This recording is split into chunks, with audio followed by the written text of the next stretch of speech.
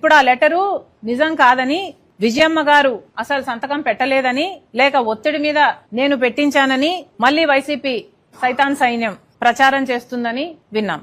అసలు నిజంగానే విజయమ్మ గారు సంతకం పెట్టకపోతే విజయమ్మ గారు బయటకు వచ్చి సంతకం నాది కాదు అని విజయమ్మ మీడియాకు చెప్పే అవకాశం లేదా? విజయమ్మకి చెప్పలేరా? లేక జగన్మోహన్ రెడ్డి గారే ఫోన్ తీసుకుని అమ్మా సంతకం నువ్వు పెట్టలేదంటున్నారు, నిజంగానే సంతకం నీదేనా అమ్మా అని జగన్మోహన్ రెడ్డి గారు అడగలేరా?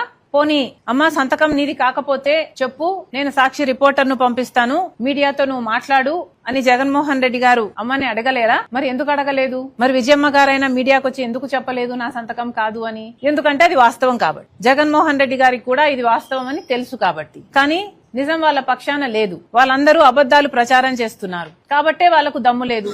ఈరోజు జగన్మోహన్ రెడ్డి గారైనా సరే ఇంతమంది సోషల్ మీడియాలో సైతాన్ సైన్యం చేత అయితేనేమి, లేక మీ పార్టీలో వాళ్ళ నాయకులనాలో కుక్కలనాలో వాట్ ఎవర్ అనుకోండి, వీళ్ల చేతైనా ఎందుకు మాట్లాడించడం? ఇది జగన్మోహన్ రెడ్డి గారి రాజకీయాలకు సంబంధించిన విషయం కాదు కదా. ఈ జగన్మోహన్ రెడ్డి గారు వ్యక్తిగతంగా ఆయన ఆస్తులకు సంబంధించిన విషయం అయినప్పుడు రాజశేఖర రెడ్డి గారి ఆదేశం జగన్మోహన్ రెడ్డి గారికి నలుగురు బిడ్డలకు సమానంగా ఇవ్వాలి అని జగన్మోహన్ రెడ్డి గారికి తెలిసినప్పుడు, ఎంఓయూలో జగన్మోహన్ రెడ్డి గారు నేను సంతకం పెట్టినప్పుడు మాట్లాడితే గిట్లాడితే జగన్మోహన్ రెడ్డి గారు మాట్లాడాలి కదా.